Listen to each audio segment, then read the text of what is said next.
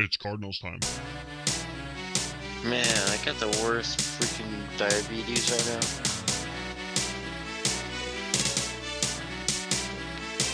Hang on. Viento de Chan Smokey Proud, una pichadita en corto para Larry. Larry atrapa en la 5. Larry se cuela en la zona.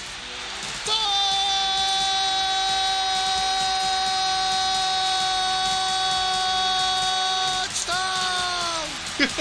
Arizona. Pichada en corto. 5 yardas. Se lo merecía.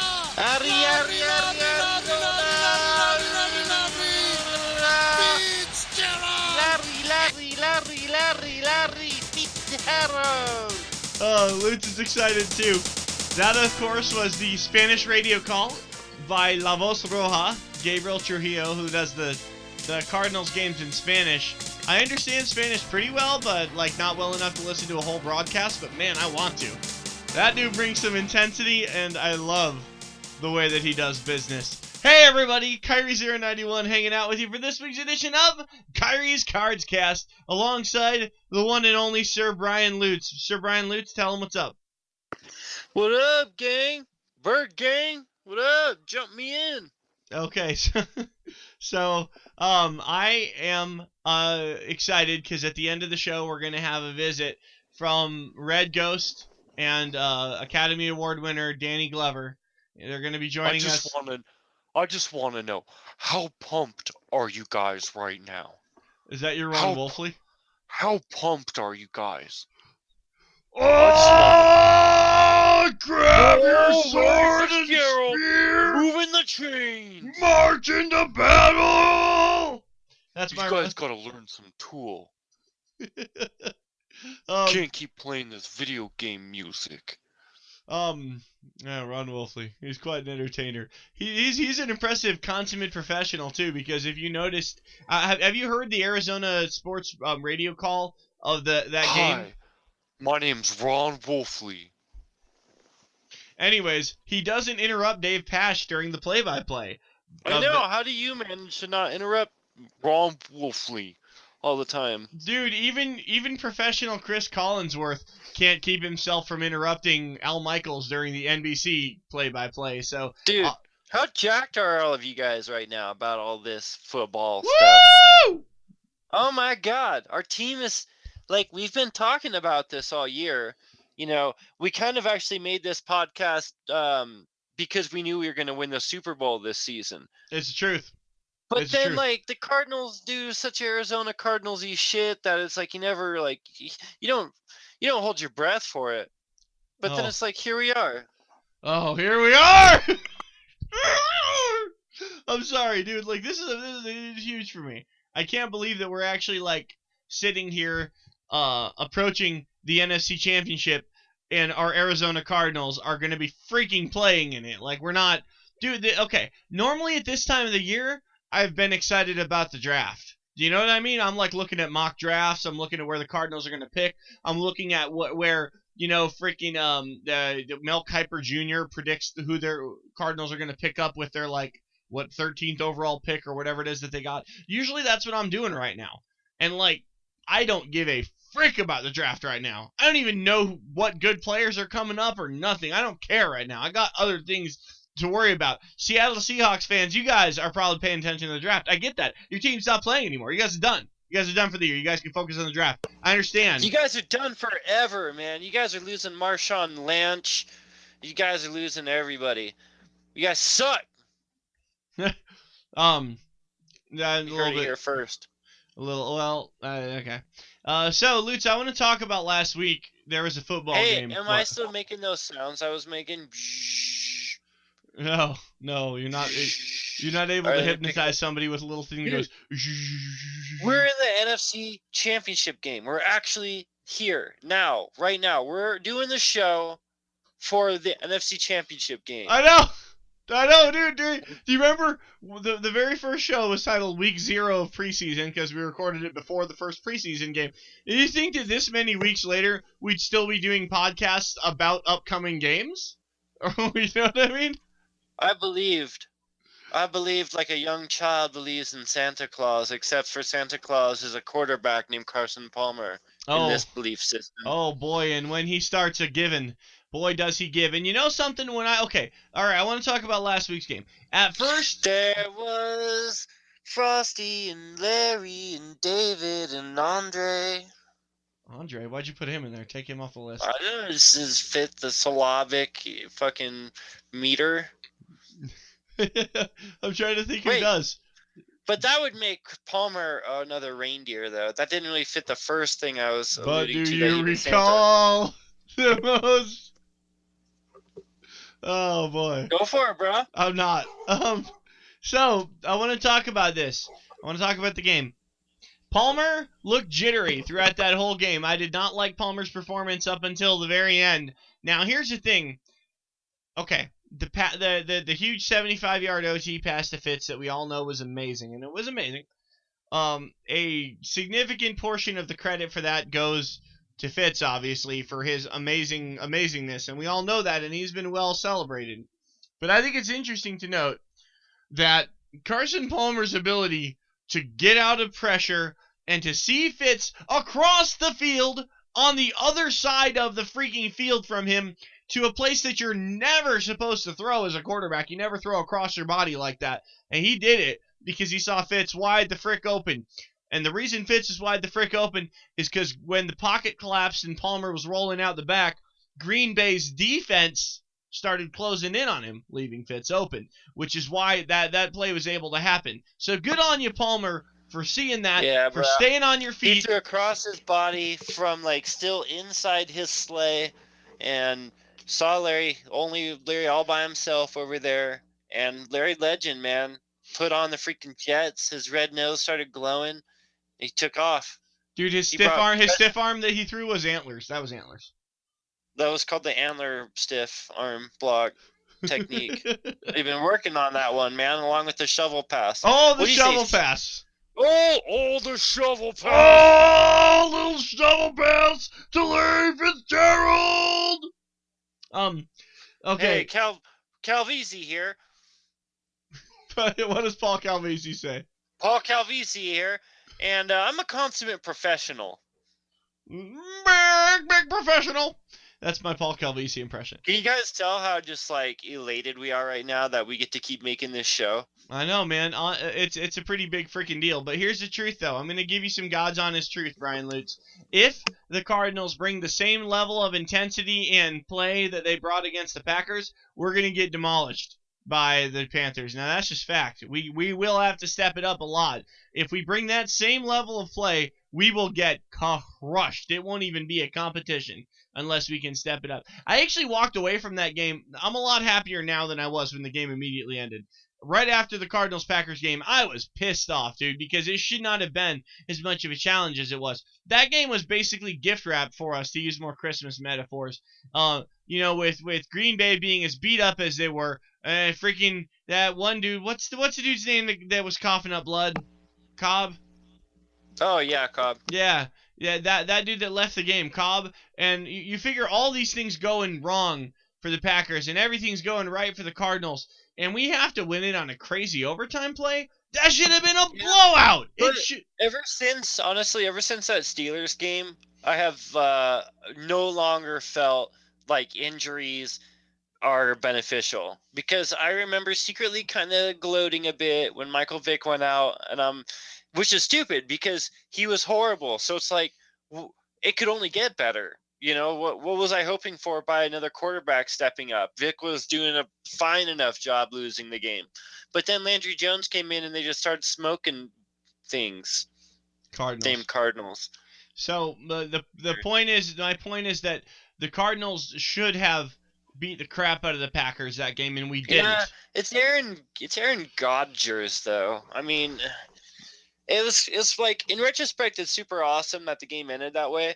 Now everybody was saying that is some great football. Yeah, if you're not a fan of either of those teams. Right. But it was the worst game. I was so upset that I went out to watch the game because like I didn't want to keep watching the game. Like when we went to overtime, I was like, Bear, we're gonna go. Like I can't. I don't care if they. I do obviously want them to win. I care if they win. I don't know that I can continue like watching this though. It's just doing a thing to my body. It's stressing me too much. Kyrie Did you here. guys stay? Did you stay? Yeah, we stayed, man. So Kyrie here actually freaking didn't even watch like a lot of the game because he's too much of a I shut it weenus. off. I shut it off in the third quarter. True story. Halfway through the third quarter, I turned it off, and then I turned it on just in time for this play. I'm gonna play the sound from the TV of it right here. So listen, everybody. Palmer fires, and it's they caught for the touchdown. Get out of here, Michael Floyd. Okay, I think that Chris Collinsworth's reaction to that is priceless because he's it's the immaculate Floydception. Chris Collinsworth is just like, get out of here. That's exactly what. Who was the guy who was on the national cast? He was just like, and Larry Fitzgerald is insane. That's Al Michaels. Yeah, that Michaels. that was Al Michaels. It was a well called game by Al Michaels and Chris Collinsworth. But the interesting thing is that like I did not like their call because I was a fan of the Cardinals, and I don't want to hear somebody chuckling and saying, "Come on, what are you doing, guys? This is too weird. This is too much." I didn't want to hear that. I wanted to hear like, "Hell yeah," and that you don't get that from the national guys. So Chris, I imagine Chris Collinsworth's reaction of "Get out of here" after that Floyd touchdown. That's probably what most viewers who aren't fans of the Cardinals or Packers, that was their reaction too. They were like, "Okay, this game can't get any more weird." And then there's the coin flip thing, and then there's Aaron Rodgers complaining about the coin flip, and could this game get any more weirder? Yeah, that was so weirder, dude. The whole thing. I don't know. But the Packers did cover the spread. There was a 7-point spread, so my pick on that was actually right. I did pick the Packers to cover, but just not like this. I'm just so happy Larry decided to stop clowning around. But like David Johnson hasn't. I mean, obviously it's not really just him. But our running game hasn't been a thing since it was a great thing. It was a great thing, then it became not a thing. I wish Chris could come back, dude. He's all pumped up and ready to go.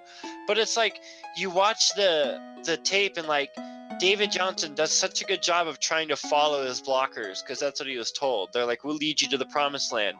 And so he gets behind him and then it's just like one guy like in front of him and they both get tackled together. And it's just, I don't know what's going on, man. But we're not going to win if we can't. Or he runs into the dude's back.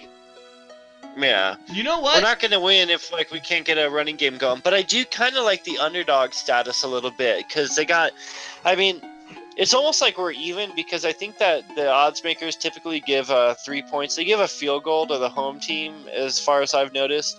And so to have the Panthers up 3 on us, a -3, is about even actually. So, but just the whole like the fact that then they're supposed to win, so to speak, because they're at home then. Evenly matched teams, then home field advantage. That's a team that's supposed to win. That's kind of handy because now it's like the Green Bay game. It's like you're supposed to win. We just blew these suckers out. It was so stressful because like we're supposed to win, and so like when we don't seem like we're winning, it's just like so mind-blowingly painful. But now that it's like we should be losing by 3, it just makes it a little more relaxed, and I hope it relaxes the team and they can kind of just let it all hang out. They're junk. I agree with all of that. I've never been. I wouldn't have thought I could ever be pissed off after a divisional playoff win, but honest to God, I was, man. I was furious after that game ended because of the fact that we only could win by 6 when everything was going our way leading up to the game, and we should have had them like crazy. And the reason I was pissed is not because we won. Oh, I mean, I'll take a win any way we can get it. I was pissed because I was already looking ahead to the NFC Championship. And it wouldn't have mattered who we were playing, Carolina or Seattle. Either one of those two teams was going to destroy us if we brought that same level of intensity the following week for the NFC Championship. And that's why I was pissed. I was pissed because I thought this team is not giving it their all. The Cardinals did not look like they were giving it their all up until towards the end there. Actually, after I shut the game off. Maybe I shouldn't watch next week. Holy shit. But Carson Palmer probably just needed to shake off those playoff win jitters. He got a playoff win. So no more of that bullshit, Carson Palmer. It's time to do max damage. Tell him, Lutz. He's going to do maximum damage to the guys. He's going to take out his laser eyes and go... Strap on your boots and get on your helmets. It's Palmer time. My name is Ron Wolfley. Oh, hang on, I can kind of do Ron Wolfley. Cry havoc and let slip the dogs. That was like Sean Connery, Ron Wolfley. You see, what I've noticed about these guys is... Actually, Sean Connery is not too far off. See, what I've noticed about these guys is... I gotta play. It's obligatory. I gotta play this. Blitz coming. Matthews. Palmer stepping away at first. Palmer extending the play. Crosses the field. Larry Fitzgerald.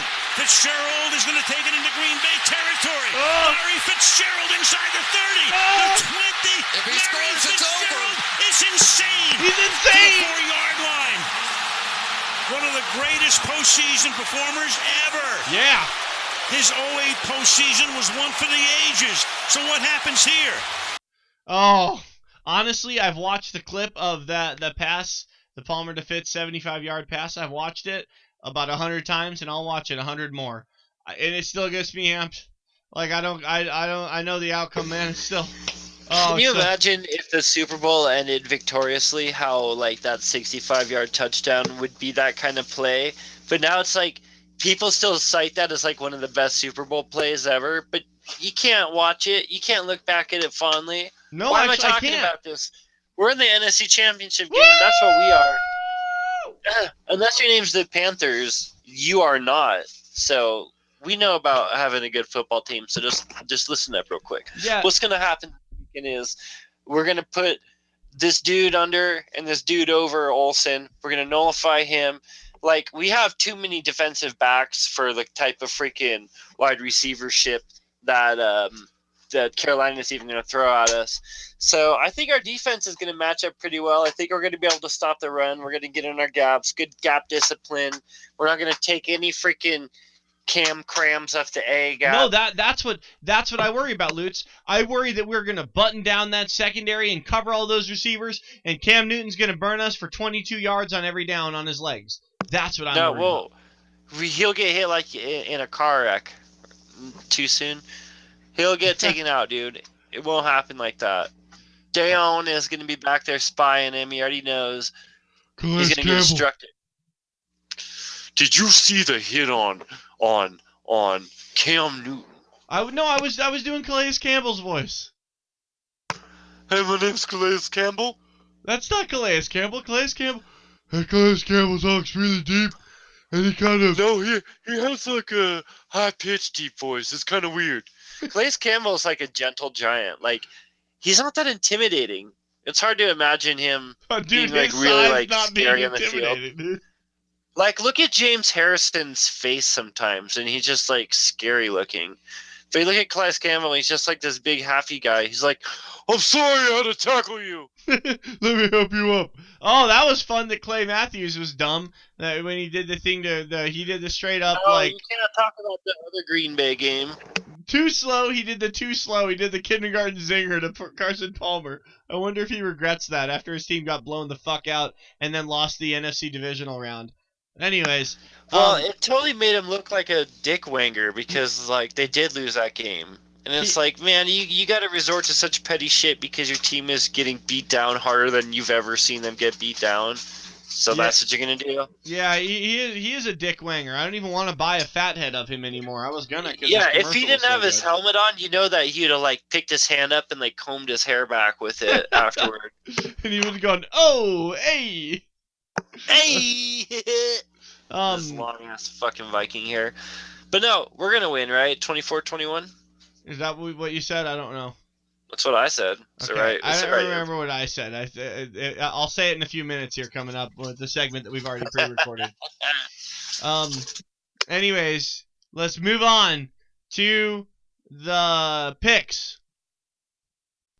Alrighty, so as promised, we're going to be joined by a couple of very special guests. Of course, we got the one and only Mr. Red Ghost from Red Ghost Sports Talk. How you feeling, Red Ghost?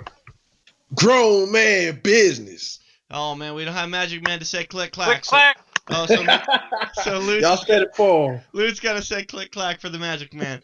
And also this week we're being joined by, this is the first time on the show, Danny Glover, world famous actor from. I'm getting way too old for this shit, man. He's getting way too old for this shit, man. Bro. I'm casting calls. All right, sir. Let's hear the lines. Yeah, I'm getting way too old for this shit, man. You're All right, hired. we'll let you know. We found our new Murtaugh. All right. Okay. Oh, this is good. Oh man, we're less than a minute into this segment, and it's already the best we've ever done. Yeah. All right. Let's talk about these upcoming games. I understand there's a couple of football games to be played on Sunday. We'll start in the AFC. We got the New England weird strap-on Patriots. They're heading to Denver to take on the Denver Broncos. Let's start with Brian Lutz. Brian Lutz, what's the final score going to be of that game? How did nobody even knows I'm on this freaking call, dude? You didn't introduce me. Everyone You knows just that take you're on the damn call because you're on the first part of the show. But you take it for granted, bro, that I'm gonna be around. Anyway, pick the damn. what am I doing? AFC weird strap on Patriots. So, turns out Tom Brady has thrown more touchdowns in Mile High Stadium this season with 3 than Peyton Manning's thrown in Mile High Stadium with 1. Ooh. Now, as a game manager, that's not really what he's asked to do. Peyton Manning throwing touchdowns, those things don't usually equate. So it's really hard to say how this one's going to shake out. Tom's got his weapons back and everything, but the Broncos just got too much going on, dude. Like, from the defense is just like, I think the only way you're going to stop the Patriots is with the most hellacious type of pass rush. And Denver's got that, dude. So, like, I can't see the Broncos not fucking winning that game in, like, gritty fashion. I got Broncos. Red Ghost. He like talk about my Peyton Manning, but oh man, I heard it. I can thank you for holding your tongue. I knew you had something to say. Yeah. I think I bit it, but we got a running game, man, and we got a defense, and that's our identity now. And I'm not worried about Peyton Manning, how he's throwing. Our guys gonna catch the ball, but we running downhill. Tom Brady is gonna have 1 touchdown that game. Who's it gonna be 2? Who's he gonna hit for his lone touchdown? Oh, you know it's gonna be Gronk, big Gronk, Okay. but that's gonna be the first touchdown and his only touchdown. Our defense gonna touchdown, maybe a fumble. I think Talib, he gonna get him an interception, but we're gonna beat him 27-20. Mr. Danny Glover.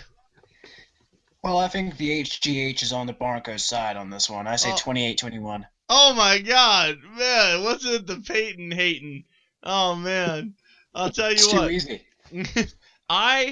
I'm gonna make it unanimous and say I believe the Broncos are gonna win, but I think that it's because of something. Red Ghost said it a couple of weeks ago. I was sleeping on the idea of Peyton Manning still wanting to pursue that championship. Like maybe he was all about stats or whatever. He didn't care about winning as much. Now Red Ghost put up this video where he said, "Man, look at Peyton. Peyton's still hungry. He still wants that ring." And then Peyton came out and played like he was hungry last week. So I don't know, man. I'm not. He's convinced. hungry for that. He's hungry for that Papa John's, bro. Hungry. Plus we got they got Von Miller. Oh man, like I think that he's one of the more underrated. I mean, I know he's like well known and regarded highly, but you don't ever hear when they're talking about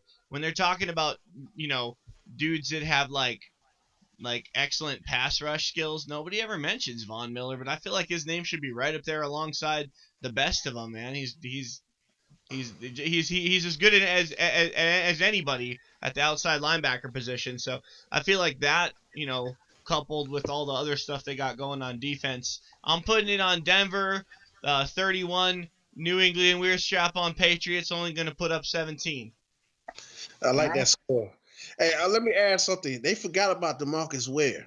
They forgot about DeMarcus Ware. He got the fumble recovery last week for us. Don't forget about him. He gonna get him a sack also. I'm not gonna lie. When Ware was on the Cowboys, I felt like he was so wasted. He had so much potential there, Now that he's on the Broncos, he's on the right team. Yeah, you're right. He got the right system, the best schemes. Man, hats off to Wade Phillips, man. Yeah. Yeah. Yeah. Okay. And Wait, first of all, I'd like to thank John Elway. John Elway. John Wade Elway. Phillips. Oh man, that's my favorite. That's my favorite press conference ever. When Elway walks up and he's like, "I'd like to start out this press conference with a thank you to John Elway." What? John Elway when they fired John Fox, John Elway came out and accidentally thanked himself. That's a classic. That's a classic. No, it's good. It's good. Freudian slip, like they say. Okay, here's a question for Red Ghost. Do you think Vernon Davis is going to be a factor in this game? Yeah, he's good. He's the key. Okay. He's the key to our success, man. I need him to cause a fumble, but he's definitely going to sack Tom Brady at least twice. No. You know, Vernon Davis, man. Vernon Davis. Oh, Vernon Davis, he's not going to play. Oh, my bad. I'm thinking about Von Miller. Vernon Davis not going to play, man. Is he out? I didn't even see. Yeah, he's not going to play. He's on the bench. Yeah. Okay, what about Demaryius? Demaryius Thomas is going to have a big game. Demaryius Thomas. Okay, how many yards? Give me a bold prediction. 189 yards, 2 touchdowns. Woo! That's a very specific number there. Them's Larry Fitzgerald numbers right there, man. I like it. Exactly. Those are Hail Mary numbers, man. Oh, baby. All right. Let's move on to the NFC.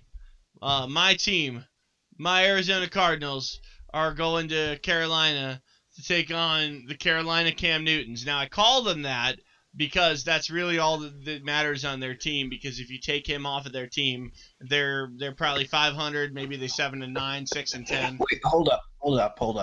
As somebody who actually lives in North Carolina, I beg to differ. Tell me. They've got Josh Norman. They've got Jonathan Stewart. They got Ted Ginn, who is awful here, but whatever. That's true, actually, because they don't really do a lot of passing, so they rely a lot on their defense and their running game. Cam like Newton Denver, is their running game. Well, they And do their passing design game, but plays for whatever. him. And their passing game. That's what I'm saying, is that Cam Newton is that team. That's why Cam Newton really is the MVP. Because if you take Cam Newton off of the Panthers, they're not as good. They're not anywhere near as good. If you take Carson Palmer off of the Cardinals, I think the Cardinals are maybe 9-7. Maybe 9-7 without Carson Palmer. You put him on there and they're 13-3, very well could be 14-2. You see what I mean? Like, Carson Palmer is important and he's had a great season, but Cam Newton is like the heart and soul of the Carolina Panthers. They're not any I guess if they would have had a different great quarterback, who knows how it would shake out. But man, to go from Cam Newton to like Derek Anderson, like, man, that would be a scary transition. I'm a Cardinals fan. I know what Derek Anderson does to your team. I've seen it. He's no worse than Cobb, though. Let's leave it at that. Yeah, you know what? That's a fair point. But they were all trash, man. After Warner left, everybody between Warner and Palmer was just a bunch of garbage. John Skelton was the guy I believed in most, and he broke my heart probably harder than anybody. So, Max Hall. Mad Max. Oh God. The era of Max Hall. Oh, and they kept him on like under contracts for like a year after that too. I don't even know. Really? Then he got busted for cocaine. Oh, how the mighty have fallen. Okay, Real Ryan Leaf you got there. Let's get some. Max Hall wishes he was picked second overall. Did someone say Ryan Leaf? That's a trigger for me.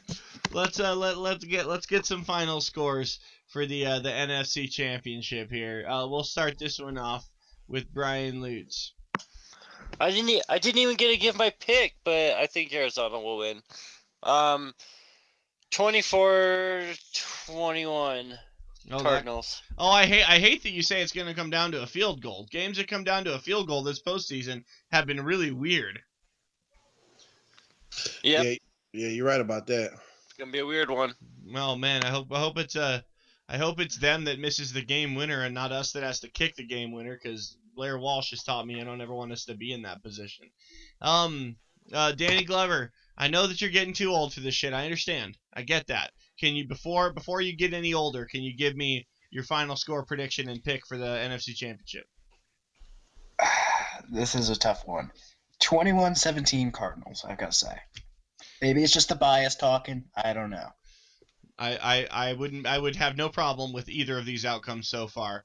I'm gonna give my pick, and then we're gonna hear from Mr. Red Ghost. I believe that the final score is. I think this one's gonna be a high scoring game. I think it's gonna be something like 38-30 or something like that, 37-30, something where both team hits a 30 mark. I think it's gonna be a high scoring game. Red Ghost, tell me that I'm wrong. I can see that. I think Carolina the first half they're gonna be on fire. Oh, We've seen that with that's Seattle. what they do. Yeah. I see 28-24. And Arizona, let me make that clear. It's going to be Arizona and Denver, Super Bowl 50. I'm just going to throw that out there. Oh, God. If that but- happens, Red Ghost, if that happens, you got to come back on and talk about the Super Bowl with us, right? Man, we need to do a show every day. Oh, yeah, exactly, dude. And the thing with the Panthers too is that Ron Rivera, he is great in the first half, but in the second half he takes a class at Dennis Green School of Coaching, goes all conservative. Yeah, he gets all soft. sleepy. Yeah, he gets soft in the second half. Oh, sleepy. That's really shut the hell up, Lutz. That's really interesting about that second half of that game. That and dude, you know what? And you know something? And I called it, man. Already, Seahawks fans have been tweeting telling me that the Cardinals are lucky. The Cardinals are lucky that the Seahawks collapsed the way they did, because if the Seahawks would have beat the Panthers, they would have come to Arizona and stomped us, just like they did in Week 17. That's what I'm hearing from Seahawks fans. It sucks the Seahawks weren't good enough to get matched up with us in the playoffs. They weren't a high enough seed, so they had to play the 1 seed. Maybe next year they'll be better and more competition. Yeah, see you next year. Let's see here. What else is I gonna say? Oh, overtime this is rules. Russell Wilson's off season. I want to get some input from you guys on this situation. So there was the issue with where people feel. I'm not even going to talk about this botched coin flip. That was whatever the hell it was. I don't even care about that. What I'm talking about, it was hilarious. But what I'm talking about is if people are saying the overtime rules, especially in the postseason, need to be changed. Both teams need to get a possession before the game can end. It's not okay for one team to get the ball, march down the field, and get that touchdown and end the game the way that we did and the way that the Broncos famously did in that one that passed to Demaryius Thomas. I'm sure Red Ghost knows exactly what I'm talking about. But here's my take on the matter. Both teams took the damn field. Don't you talk about the Green Bay didn't get a shot at the ball. Green Bay's defense was on the field and had every shot at the ball. And as I recall, the last time we played the Green Bay Packers in the postseason, we won the game without our offense ever taking the field. They could have done the same thing to us. So was it like 50? Was it like 55? 51-45. It's 51-45. Yeah. 51-45, highest scoring postseason game in NFL history. Our offense won. Our team won the game without the offense ever taking the field. And furthermore, if you change the rules to say that both teams get an offensive possession, what that will do is that will give the advantage to the second team that has the ball, rather than the current how the first team feels like they have the advantage. If you change it, the second team knows exactly what they need to do. Because if the first team got a touchdown, boom, you get the ball back, you know exactly what you need. Touchdown or bust. No question about it. So that's what I don't like about that proposition. I feel like both teams took the field, and the Green Bay defense had just as much a chance to make a play on the ball and get a turnover or to get a stop or whatever, and they didn't do it. If they would have gotten their stop, Green Bay could have won the game with an easy field goal. Just move down the field a little bit and kick it for the win. They didn't do that. We ended up winning. You saw how it played out. Larry Fitzgerald is a legend. We all know that. But hey, Larry. Anyways, I want to. Did you say touchdown or bust? Because that's what she said. Carlos Dansby with a K. Carlos Kardashian. Okay. Red Ghost, I want your thoughts on overtime rules. It'll be college. If they change it to that rule, we'll be back in college then. Just my opinion, if they're going to change the rule, 5 minutes, whoever Yeah. scored the most points. Dude, Point blank just period. like do a 5 or a set, like maybe a 7.5 minute period. Yeah. How would you guys feel if they switched it to 7-on-7? If they took out pull some of the guys off the field, bro. Just an extended period. That's all. Just like another 5 minutes, another 7 minutes. Just time expires. Got the higher score now. That's all. What if they did a shootout where they kicked No, back and dude. forth? Hang You're on, talking let me give my Wait, idea. You're talking about a literal shootout or a I'm figurative? talking. Interesting. I am talking about where the kickers line up and kick increasingly difficult field goals until one of them That's misses stupid. it. It shouldn't come down to just special teams. No, it shouldn't. But when a game comes, dude, sign Gilbert Arenas out there. When they got a shootout. when a game comes down to a field goal, though, it's a really interesting position to be in, because when a game comes down to a field goal, you're leaving it in the hands of somebody whose talent is not really related to 99% of the game of football. The kicker, that is. You might as well have a dance competition and have a specialized dancer on your team who goes out and represents your team if you're going to let it come down to a field goal. You know what I mean? If the field goal is the reason your team wins the game. Obviously, I'm not saying take field goals out of the game. I'm just saying that the kicker is a very specialized position, and that's all he can do is kick. Unless you got a kicker that can also, hit some tackles or whatever. But the kicker has about as much to do with the football team as like I don't know, like the towel boy or something. You know what I mean? Like he does one thing and that's it. Hey, the towel boy is a very vital part of the operation, bro. I would never slight towel boys. Okay, I understand that the Glover family has a long line of distinguished towel boys. Some of them are getting too old for this shit. Don't forget to bring a towel or else you get all wet. That's what Towley says. Hey, they should keep the rules the way they are, though. They should keep it like that. I like it how it is.